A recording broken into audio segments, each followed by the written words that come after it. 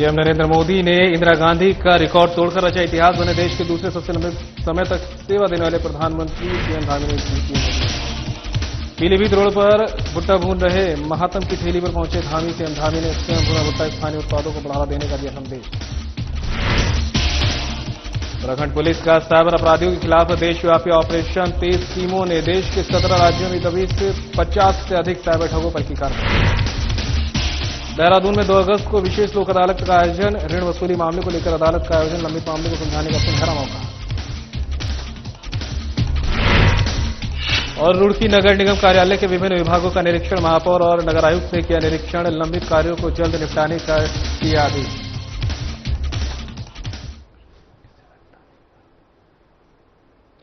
नमस्कार, देवभूमि उत्तराखंड की खबरें लेकर मैं हूं आपके साथ संदीप निरंजन सरकार। सीएम पुष्कर सिंह धामी का अनोखा अंदाज देखने को मिला है। मुख्य सेवक धामी के अनोखे अंदाज, राजनीति के बादशाह सीएम धामी, राजनीति में चित करने का दम रखते हैं धामी। पीलीभीत रोड पर सड़क किनारे भुट्टा भून रहे महात्म की ठेली पर पहुंचे धामी। सीएम धामी ने स्वयं भुना भुट्टे की प्रतीक्षा कर रही वृद्ध महिला को भी धामी ने अपने हाथों से खिलाया भुना हुआ भुट्टा। वृद्ध महिला का जाना हालचाल, मुख्य सेवक ने स्वयं भी भुट्टे का लिया स्वाद। स्थानीय उत्पादों को बढ़ावा देने का दिया संदेश। सीएम धामी लगातार स्थानीय उत्पादों को दे रहे बढ़ावा, उत्पादों को मार्केट से जोड़ने के लिए कर रहे कड़े प्रयास। श्रमिकों और व्यापारियों की मेहनत ही राज्य की असली ताकत, ये कहना सीएम धामी का। हर नागरिक के श्रम का सम्मान करना हम सभी का कर्तव्य। धामी की युवाओं से अपील, स्वावलंबन, उद्यमिता और स्थानीय उत्पादों को दे प्राथमिकता।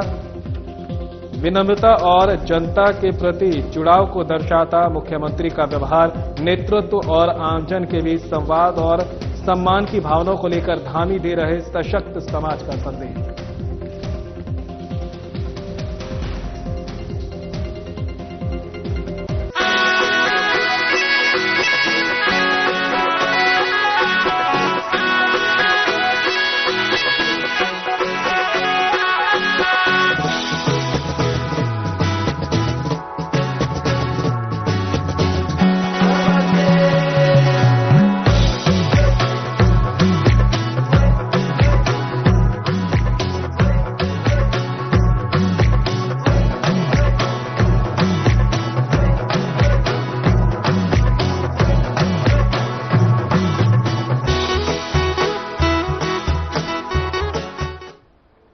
रुड़की की महापौर अनीता अग्रवाल और नगर आयुक्त राकेश तिवारी ने नगर निगम कार्यालय के विभिन्न विभागों का निरीक्षण किया। इस दौरान उन्होंने आमजन के कार्यों को प्राथमिकता पर पूरे किए जाने को लेकर कर्मचारियों को निर्देश दिए।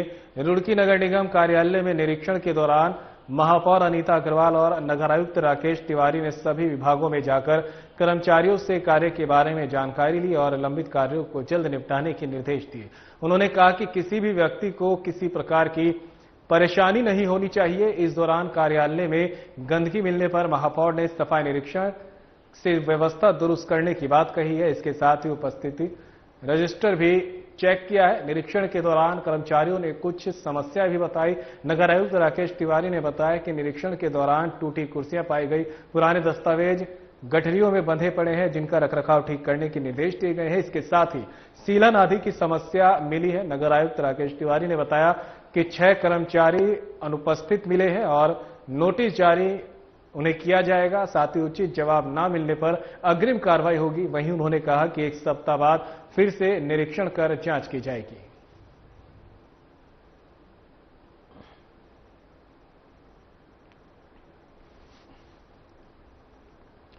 उत्तराखंड पुलिस ने साइबर अपराधियों के खिलाफ देशव्यापी ऑपरेशन छेड़ा है। ऑपरेशन प्रहार के तहत 23 टीमों ने देश के 17 राज्यों में दबिश दी है और 50 से अधिक साइबर ठगों पर कार्रवाई की है। 30 से ज्यादा फरार अपराधियों के घरों पर नोटिस चिपकाए गए हैं। पुलिस उपाधीक्षक अंकुश मिश्रा ने कहा कि उत्तराखंड पहली राज्य पुलिस है जिसने इतनी व्यापक स्तर पर कार्रवाई की है। डिजिटल अरेस्ट और फर्जी वीडियो कॉल से बुजुर्ग खासतौर पर निशाने पर है। के दर्शक हैं उन सभी को नमस्कार। और आपने बहुत अहम सवाल किया जागरूकता हेतु, जिसमें हमने देखा था कि पिछले साल डिजिटल अरेस्ट के काफी मामले, काफी शिकायतें हमारे अभियोग में पंजीकृत हुए थे। उस क्रम में हमारे माननीय प्रधानमंत्री जी ने भी मन की बात में ये बात रखी थी कि आप डिजिटल अरेस्ट या इस टाइप से ऑनलाइन सर्वेलेंस के जो स्कैम है उससे आप लोग बचिए। एंड उसके बाद काफी ज्यादा गिरावट आई थी जिसमें इस प्रकार के मामले रुक गए थे। परंतु इस साल जो हमने देखा कि इनिशियली डिजिटल अरेस्ट के उतने मामले नहीं आए, परंतु पिछले एक महीने में हमने देखा कि दोबारा डिजिटल अरेस्ट की कुछ शिकायतें आने लगी हैं जिनमें काफी बड़ी बड़ी एफआईआर हो रही हैं। और जैसे कि हमने 3-4 दिन में भी देखा कि जिसमें 1.5 करोड़ हो गए, 60 लाख हो गए, 25 लाख हो गए, 30 लाख हो गए, ऐसे लोगों ने डिजिटल अरेस्ट के स्कैम में देखा। और सबसे खास बात यह है जागरूकता हेतु कि इसमें जो एज ग्रुप है वो 60 ईयर्स प्लस है, कि सीनियर सिटीजन को डराया जा रहा है, धमकाया जा रहा है और पैसे लिए जा रहे हैं। और वो जो पैसे होते हैं वो अलग अलग शेल अकाउंट्स में, शेल कंपनियों में जाते हैं, म्यूल अकाउंट जिन्हें हम नॉर्मली कहते हैं। और उसके बाद उन पैसों को अलग अलग खातों में ट्रांसफर करने के बाद उनको यहां से निकाल लिया जाता है। अगर आपका ऋण वसूली से जुड़ा कोई मामला लंबे समय से अदालत में लंबित है तो अब आपके पास इस मामले को सुलझाने का एक सुनहरा मौका है। ऋण वसूली अधिकरण यानी डीआरटी देहरादून में 2 अगस्त को एक विशेष लोक अदालत का आयोजन होगा, जहां आपसी सहमति से आधार पर ऋण मामलों का निस्तारण किया जाएगा। ऋण वसूली अधिकरण के रजिस्ट्रार मुकेश कुमार गैरोला ने बताया कि ये लोक अदालत केवल देहरादून ही नहीं बल्कि उत्तराखंड के सभी जिलों और पश्चिम उत्तर प्रदेश के 8 जिलों के लिए भी महत्वपूर्ण है। लोक अदालत में वो सभी लोग शामिल हो सकते हैं जिनके मामले ऋण वसूली अधिकरण में विचाराधीन है। रजिस्ट्रार डीआरटी मुकेश कुमार गैरोला ने कहा, आप 1 अगस्त तक किसी भी कार्य दिवस में स्वयं या अपने अधिवक्ता के माध्यम से ऋण वसूली अधिकरण देहरादून में आवेदन कर सकते हैं। जो आगामी हमारी 2 अगस्त को एक विशेष लोक अदालत का आयोजन माननीय उत्तराखंड राज्य विधिक सेवा प्राधिकरण के तत्वाधान में हो रहा है, उसके बारे में आपको एक सूक्ष्म संदेश देना चाहूंगा।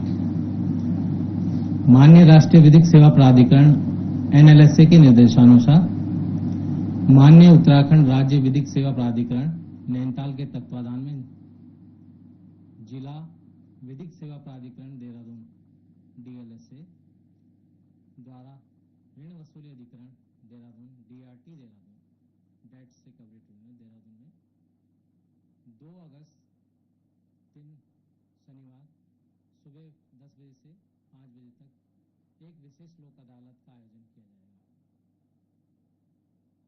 जैसा कि बताना चाहूंगा कि लोक अदालत आम आदमी के लिए उपलब्ध एक महत्वपूर्ण वैकल्पिक विवाद समाधान तंत्र है। यह एक ऐसा मंच है जहां अदालत में लंबित विवादों या ऐसे मामलों जो अदालत तक नहीं पहुंच चुके हैं को भी सौहार्दपूर्ण ढंग से सुलझाया जाता है। कानूनी सेवा प्राधिकरण अधिनियम 1987 के तहत लोक अदालत का गठन किया गया और जिसके द्वारा जो अवार्ड पारित किया जाता है। रामनगर के समीप पेरुंदारा, गोरखपुर, बेड़ाछाल समेत कई गांव में इन दिनों चोरों की दस्तक है। स्थानीय लोगों का कहना है कि चोर एक दो नहीं बल्कि 10 या 20 लोगों के गिरोह में गांव में घुस रहे हैं। ग्रामीणों को आशंका है कि चोर दिन में ड्रोन से रेकी और रात में चोरी की वारदात को अंजाम देने की कोशिश करते हैं। चोरों के आने की घटना लगभग रात 1 बजे से 2:30 बजे के बीच हो रही है, जिसके चलते ग्रामीण रात भर जागकर निगरानी कर रहे हैं। कई बार चोरों को पकड़ने के लिए ग्रामीणों ने उनका पीछा भी किया, लेकिन झाड़ियों और बागों के रास्ते से चोर भागने में कामयाब रहे। वहीं यही नहीं, जिस वक्त चोर गांव के घरों में घुसने का प्रयास करते हैं उसी वक्त बिजली भी गुल हो जाती है। ग्रामीणों का आरोप है कि पुलिस को सूचना देने के बाद भी वो मौके पर नहीं पहुंच रही है, जबकि रामनगर कोतवाल अरुण कुमार सैनी इस घटना को अफवाह बता रहे हैं। वहीं पेरुंदारा में बीजेपी कार्यकर्ता की दुकान के समीप 2 हथियारबंद शख्स कैमरे में कैद हुए हैं।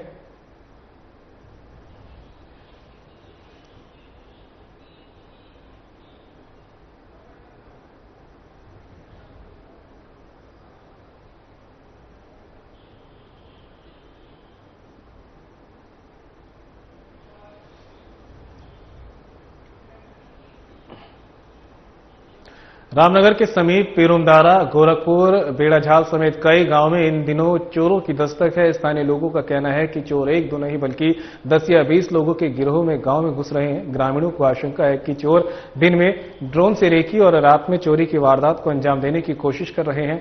चोरों के आने की घटना लगभग रात 1 बजे से 2:30 बजे के बीच हो रही है, जिसके चलते ग्रामीण रात भर जागकर निगरानी कर रहे हैं।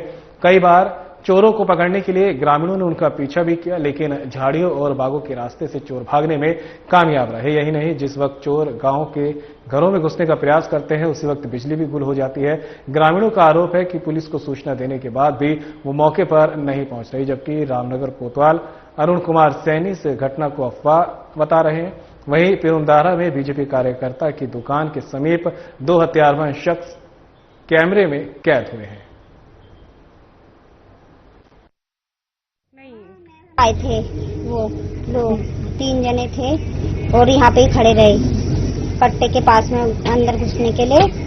तो हम मतलब 2 लड़की हैं मेरी, 2 हम मियाँ बीवी हैं। उसके बाद वो खड़े रहे, हम नीचे बैठ गए। तब 2:30 बजे वो एक बार देखने के लिए भी आए तो वो नीचे बैठ गए, बाहर आए थे तब। तो फिर वो यहाँ से निकलने का तो पता नहीं हो किस टाइम पे निकले, लेकिन गाड़ी की आवाज आई थी थोड़ा। देखिए, कल थाना पे और परसों 2 दिन से लगातार इस तरह की सूचना मिल रही है कि कुछ चोर आ रहे हैं और ड्रोन उड़ रहे हैं। हमारी टीम द्वारा इस तरह निरीक्षण किया गया तो ऐसी कोई पुष्टि नहीं हुई है। और फिर भी एहतियातन हमारे द्वारा गश्त की जा रही है ताकि लोगों में सुरक्षा के प्रति उनको जागरूक किया जा रहा है। सर, स्थानीय लोग ऐसा नहीं है, हमारी जो रात में 2 टीम रहती है गश्त की, पेरुमदारा क्षेत्र में अलग रहती है और लगातार मैंने खुद मॉनिटर किया है और लगातार जो गश्त हमारी यहाँ से जा रही है। इस तरह की सूचना मिल रही है तो उनको हमने टारगेट भी किया है, वहाँ जाके इस तरह निरीक्षण भी किया है। और जिस मैटर के लिए आप बता रहे हैं इसमें मैं स्पेशली दिखवा लूंगा कि किन कारणों से ऐसा कह रहे हैं, क्योंकि सूचना जो भी थाने में आती है वो रिकॉर्ड रहती है 112 में और उसमें हम लोग रिपोर्टिंग भी करते हैं। सर, कल किस शख्स से कुछ लोग अगर संदिग्ध व्यक्ति है और उसको लिया है, जांच के बाद अगर पुलिस को लग रहा है कि वो सही व्यक्ति है या अपराधी नहीं है तो उसको हम दूसरा सर हथियारबंद सही है तो मैं उसके बारे में। स्वतंत्रता संग्राम के अग्रदूत अमर शहीद श्रीदेव सुमन की पुण्यतिथि के अवसर पर जिला कारागार परिसर नई टिहरी में विधायक किशोर उपाध्याय और डीएम नितिका खंडेलवाल ने उनकी प्रतिमा पर माल्यार्पण कर श्रद्धांजलि अर्पित की। कार्यक्रम के दौरान स्कूली बच्चों ने देशभक्ति रैली निकाली, साथ ही कारागार परिसर के समीप भमोरा के पौधों का रोपण कर अमर शहीद को पर्यावरणीय श्रद्धांजलि भी अर्पित की गई है। विधायक किशोर उपाध्याय ने कहा कि श्रीदेव सुमन ने जनता के अधिकारों के लिए 84 दिन का आमरण अनशन कर अद्वितीय साहस और बलिदान का परिचय दिया। जिलाधिकारी नितिका खंडेलवाल ने कहा कि श्रीदेव सुमन का जीवन संघर्ष और बलिदान आज भी प्रेरणा स्रोत है। उन्होंने स्कूली छात्रों से आह्वान किया कि वे श्रीदेव सुमन के विचारों और जीवन मूल्यों को आत्मसात करें। श्रीदेव सुमन का जनपद व क्षेत्र के लिए किया गया बलिदान हमेशा याद रहेगा और आज के हालातों में उनके इस बलिदान से हम सबको सीखना चाहिए कि कैसे हम अपने अधिकारों को अहिंसा से प्राप्त कर सकते हैं। जैसे कि हम सभी विदित हैं कि आज सुमन दिवस है और श्रीदेव सुमन जी का जो इतना बड़ा बलिदान रहा है टिहरी गढ़वाल के लिए, उसको हम लोग याद करते हैं। यहाँ पे एक सबसे अच्छी बात है कि यहाँ पे बड़ी भारी मात्रा में स्कूल के स्टूडेंट्स हैं। आज हमने यहाँ पे वृक्षारोपण का भी कार्यक्रम किया है। सबसे बड़ी बात क्या होती है कि जब हम किसी को भी याद करते हैं तो एक बहुत बड़ा सिंबॉलिक प्रतीक ये होता है कि उनके जो कॉन्ट्रीब्यूशंस रहे हैं उसको हम आज की दुनिया में उसको रेलेवेंट बनाएं। जिस तरीके से उन्होंने अहिंसा का पाथ चुना और जो हम गांधी जी की फिलॉसफी भी कहते हैं कि truth and non violence is the की टू सक्सेस, आज हम देखते हैं कि विश्व भर में जहां जहां इतने युद्ध हो रहे हैं उसमें श्रीदेव सुमन जी के दिवस हमारे लिए एक बहुत ही स्पेशल दिवस है। टिहरी गढ़वाल के जितने भी छात्र छात्राएं यहाँ मौजूद हैं उनके लिए भी एक अच्छा, बच्चों के लिए एक सीख है कि किस प्रकार से उन्होंने जो अहिंसा का पथ यूज किया हम आगे भी वही करें और आगे हम इसी चीज को अपनी कॉन्ट्रीब्यूशन बनाएं और जो हम लोग टिहरी के लिए कर सकते हैं। ऋषिकेश नगर निगम क्षेत्र अंतर्गत महिलाओं को यूरिनल और टॉयलेट के लिए परेशान होना पड़ रहा है। वजह शहर में महिलाओं के लिए यूरिनल और टॉयलेट की उचित व्यवस्था का न होना है। लंबे समय से महिलाओं के लिए टॉयलेट की उचित व्यवस्था करने की मांग शहर में की जा रही है, लेकिन लोगों की मांग पूरी होती हुई दिखाई नहीं दे रही। ऋषिकेश में हरिद्वार रोड स्थित कोयल घाटी से लेकर चंद्रभागा का पुल के बीच केवल पुरानी चुंगी पर एक सार्वजनिक सुलभ शौचालय है, जिसमें साफ सफाई की उचित व्यवस्था नहीं रहती। इसके अलावा इस मार्ग पर अन्य कोई भी सुलभ शौचालय नहीं है, जबकि इस मार्ग पर सैकड़ों दुकानें बनी हुई है, जिनमें महिलाएं भी काम करती हैं। इन महिलाओं को यूरिनल और टॉयलेट जाने के लिए बेहद ज्यादा परेशानी का सामना करना पड़ रहा है, जबकि इस मार्ग से गुजरने वाले पर्यटकों को भी इसी प्रकार की परेशानी झेलनी पड़ रही है। सावन के महीने में कांवड़ लेने पहुंची महिला शिव भक्तों को भी इस परेशानी से दो चार होना पड़ा। इस समस्या के समाधान के लिए कई बार शहर में मांग की जा चुकी है, लेकिन मांग पूरी होती हुई दिखाई नहीं दे रही। लोगों ने महिलाओं की सुविधा के लिए इस मार्ग पर उचित टॉयलेट की व्यवस्था करने की मांग फिर से की है। हरिद्वार मार्ग के अलावा आंतरिक मार्गों पर भी महिलाओं के लिए टॉयलेट की कोई सुविधा नहीं है।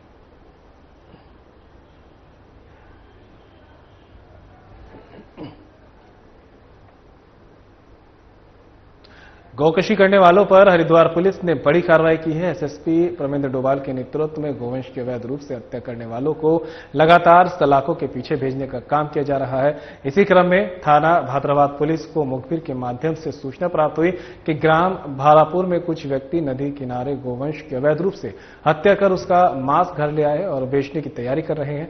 सूचना पर थाना भाद्राबाद पुलिस ने ग्राम भारापुर स्थित शुक्कड़ के घर पर दबिश दी।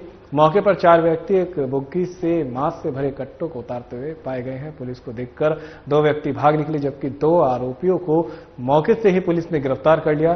तस्करों के कब्जे से कुल 200 किलोग्राम गौमांस 4 कट्टों में बरामद किया गया है। साथ ही एक छुरी, एक तराजू और एक रस्सी भी मौके से जब्त की गई। मौके पर बेलड़ा की पशु चिकित्सा अधिकारी रशीम सैनी को बुलाया गया, जिन्होंने बरामद मांस की प्रारंभिक जांच के बाद उसे गौवंश का मांस होना प्रमाणित किया। पूछताछ में आरोपियों ने स्वीकार किया कि उन्होंने अपने फरार साथियों के साथ मिलकर नदी किनारे गौवंश की हत्या की और मांस को कट्टों में भरकर बिक्री के लिए घर लाए। आरोपियों के खिलाफ उत्तराखंड गोवंशीय पशु संरक्षण अधिनियम की धारा के तहत मुकदमा दर्ज कर अग्रिम वैधानिक कार्रवाई की जा रही है।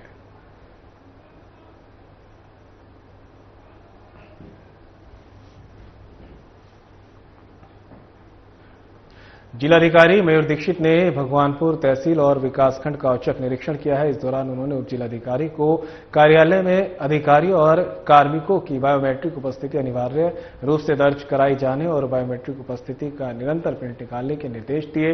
साथ ही बार बार देरी से कार्यालय आने वाले कर्मियों को कारण बताओ नोटिस निर्गत करने के लिए निर्देशित किया।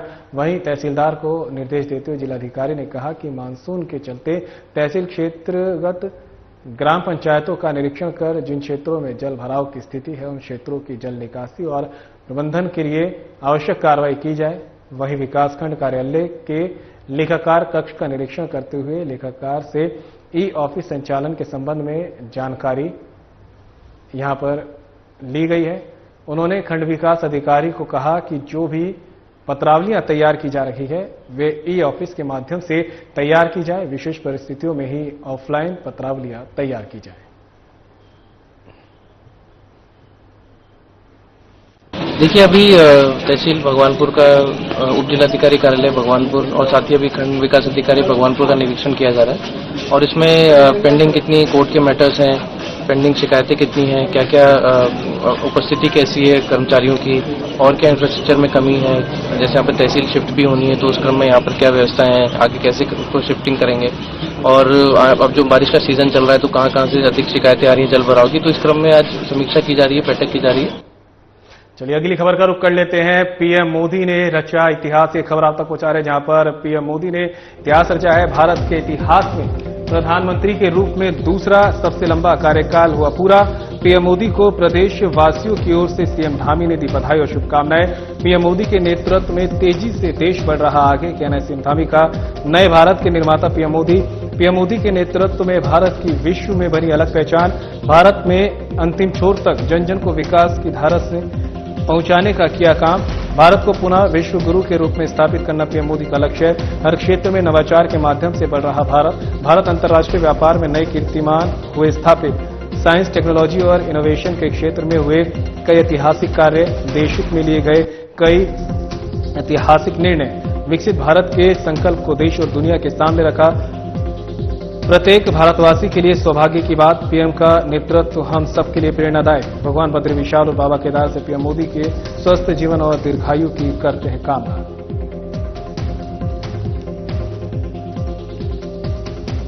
आजाद भारत के इतिहास में प्रधानमंत्री के रूप में दूसरा सबसे लंबा कार्यकाल पूरा करने वाले आदरणीय प्रधानमंत्री श्री नरेंद्र मोदी जी को, जो जन गण मन के नायक हैं, उनको मैं देवभूमि उत्तराखंड की जनता की ओर से बहुत बधाई देता हूं, शुभकामनाएं देता हूं।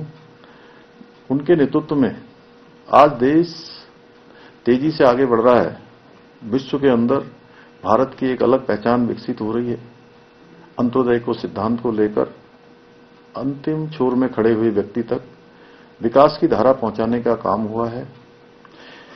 भारत को पुनः विश्व गुरु के रूप में स्थापित करने के लिए उन्होंने जो परिश्रम किया है, परिश्रम की पराकाष्ठा की है, आज पूरे देश के अंदर और दुनिया के अंदर यह दिखाई दे रहा है। और मैं उनको नए भारत का निर्माता कहूं तो ये कोई अतिशयोक्ति नहीं होगी। जिस प्रकार से हर क्षेत्र में नई नई योजनाओं के माध्यम से, नवाचार के माध्यम से, साइंस एंड टेक्नोलॉजी के क्षेत्र में हो या इनोवेशन के क्षेत्र में हो या नए ऐतिहासिक निर्णय लेने हो, सभी में एक नया कीर्तिमान स्थापित हुआ है। और विकसित भारत के सूत्र को भारत और दुनिया के सामने, और दुनिया के सामने भारत का लक्ष्य तय करके कि 2047 तक विकसित भारत बनेगा, सच में ये हम सब का सौभाग्य है, भारतवासियों का सौभाग्य है कि उनका नेतृत्व आज देश को प्राप्त हो रहा है। मैं भगवान से प्रार्थना करता हूं, भगवान बद्री विशाल से, बाबा केदार से, उत्तराखंड के सभी देवी देवताओं की तरफ से कि वो स्वस्थ रहें, दीर्घायु हों और दीर्घ काल तक उनका नेतृत्व देश को प्राप्त होता रहे। खबर पर ज्यादा जानकारी के लिए उत्तराखंड से हमारे ब्यूरो चीफ कमल शर्मा हमारे साथ जुड़ गए हैं। कमल, पीएम मोदी ने अब इतिहास रच दिया है। प्रधानमंत्री के दूसरे सबसे लंबे कार्यकाल को उन्होंने पूरा किया है, जिसको लेकर सीएम पुष्कर सिंह धामी ने भी उन्हें बधाई दी है। हाँ संदीप, कहें तो आज जो देश के प्रधानमंत्री हैं नरेंद्र मोदी, आज उन्होंने अगर कहें तो इतिहास में दूसरा स्थान आज प्राप्त कर लिया है। लगातार अगर हम कहें तो 4078 दिन आज उनको पूरे हो गए। इनसे पहले इंदिरा गांधी थी जिन्होंने 4077 दिन पूरे किए थे, लेकिन आज इन्होंने एक दिन आगे बढ़ के 4078 दिन कहें तो पूरे कर लिए हैं लगातार प्रधानमंत्री के रूप में। और आज ये दूसरे ऐसे प्रधानमंत्री बन गए। अगर हम पहले प्रधानमंत्री बात करें तो वो जवाहरलाल नेहरू थे, जिन्होंने 6130 दिन तक लगातार प्रधानमंत्री के रूप में भारत देश की सेवा की है। और अब अगर हम कहें तो दूसरा स्थान इनका आ गया। पहले तीसरे स्थान पे थे प्रधानमंत्री मोदी, लेकिन अब दूसरे स्थान पर पहुंचे। पहले स्थान पे देश की प्रधानमंत्री इंदिरा गांधी थी, वो 4077 दिन तक लगातार रही है। आप 4078 दिन तक, आज 25 जुलाई की बात करें तो 4078 दिन आज पूरे हो गए हैं। और कहें तो हिंदुस्तान के दूसरे ऐसे प्रधानमंत्री बन गए हैं जिन्होंने सबसे ज्यादा लंबा कार्यकाल स्थापित किया है, और आज भी वह प्रधानमंत्री हैं। तो कुल मिलाकर कहें तो यशस्वी कहें तो मुख्यमंत्री पुष्कर सिंह धामी ने उनको आज बधाई दी है और भगवान बद्री विशाल से उनके सुख समृद्धि की प्रार्थना की है। उन्होंने यही कहा है कि उनके नेतृत्व में जो देश आज ऊंचाइयों पे चढ़ा, हिंदुस्तान की बात करें, पूरे विश्व की बात करें, एक अलग पहचान भारत ने बनाई है उनके नेतृत्व में। वही स्थिति हम देख रहे हैं कि जनमानस भी लगातार कहीं ना कहीं उनको इतना सम्मान देता है। लगातार जहां प्रधानमंत्री जाते हैं वहां कहीं ना कहीं एक सैलाब उभरता है देश की जनता का। और लगातार कह रहे हैं उनके नेतृत्व में भारतीय जनता पार्टी की सरकार बनती जा रही है। और 4078 दिन आज उनको पूरे हुए हैं और वो भारत के दूसरे ऐसे प्रधानमंत्री बन गए हैं जिन्होंने लगातार इतना लंबा कार्यकाल प्रधानमंत्री के रूप में किया है। कमल, पीएम मोदी एक ऐसे प्रधानमंत्री हैं जिनके लिए कहा जाता है कि न सिर्फ देश बल्कि विदेश में भी उन्हें सुना जाता है। और बात करें देश की जनता की तो इतना जनता उन्हें मानती है और पसंद करती है कि ये कहना गलत नहीं हो सकता कि आने वाले समय में हो सकता है वो पहले पायदान पर भी खड़े हो सके। हाँ बिल्कुल, कहीं कुछ भी हो सकता है, पर अभी भी कहें तो वो लगभग 2 से 2,500 कहें तो दिनों का फर्क है। और मैं कह रहा हूँ ना कि लगातार जब ये गुजरात के मुख्यमंत्री है तब भी लगातार ये जीतते, वहां पर विधानसभा में विधायक के रूप में जीते, लगातार वहां मुख्यमंत्री थे। और अब लगातार लोकसभा जीतते हुए बनारस से उन्होंने शुरुआत की थी और लगातार 3 बार लोकसभा जीतने के बाद वो देश के प्रधानमंत्री भी लगातार कहें तो बने हैं। और तो कुल मिला के कहें कि एक अच्छा एक मैसेज हमारे भारत का अगर कहें तो पूरे विश्व में एक पहचान बना रहा है। और प्रधानमंत्री के नाम पे जब भी कहीं जब नेताओं का एक सर्वे किया जाता है तो पहले स्थान पर उनको भारत की जनता का समर्थन मिलता है और लोगों पर अटूट विश्वास भी है उनके ऊपर कि कहीं ना कहीं जब प्रधानमंत्री होंगे तो हमारा देश सुरक्षित होगा, देश के सुरक्षित हाथों कहीं ना कहीं विकास की एक नई ऊंचाई को छूगा, जिसको लगातार हम देख रहे हैं। कहीं ना कहीं हर सर्वे में हमेशा वो ऊपर दिखाई देते हैं। चाहे वो विदेश की अगर बात करें तो जहां जाते हैं तो कहीं ना कहीं एक सैलाब, वहां पर भी कहीं ना कहीं जो भारतवासी जो होते हैं वहां उनका स्वागत करने चलते हैं, उनको संबोधन भी करते हैं और एक बहुत एक अलग पहचान उन्होंने भारत की विश्व में बनाई है। और एक हमारा उनके नेतृत्व में लगातार देश बढ़ता जा रहा है। वही राज्य के मुख्यमंत्री पुष्कर सिंह धामी ने कहा है कि जो उनके सपने हैं कि भारत किस ऊंचाई तक पहुंचाया जाए, वो लगातार उनकी मेहनत से, उनकी कार्यशैली से लगातार भारत एक नई ऊंचाई को छू रहा है और भविष्य में भी इस प्रकार के और अधिक जो उनके मन में है उससे भी अधिक कहीं ना कहीं भारत विश्व में अपना नाम। बहुत बहुत शुक्रिया कमल। और फिलहाल इस बुलेटिन में मेरे साथ इतना ही, दीजिए इजाजत, नमस्कार।